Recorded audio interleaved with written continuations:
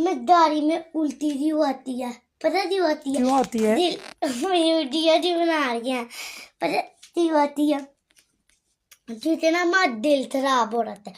पता हमारा दिल पता कैसे खराब हो रहा होता है? क्योंकि आंखों तो लगता है इसमें ड्राइवर की कोई भी गलती नहीं होती, इसे दिल खराब हो रहा ड्राइवर हो जाएगा, इतनी कोई भी गलती हो रही नहीं होती, गाड़ी की कोई भी गलती नहीं होती।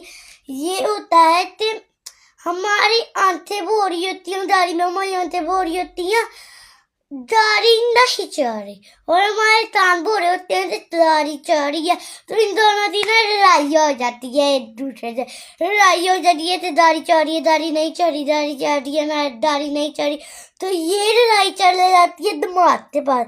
तो दिमाग तो होता है इनका कुछ नहीं हो रहा, पेट में कुछ हो रहा है, तो दिमाग हमें पेट से उल्टी करवाता है। ये प्रॉब्लम होती है, दिमाग में उल्टी करवाता है।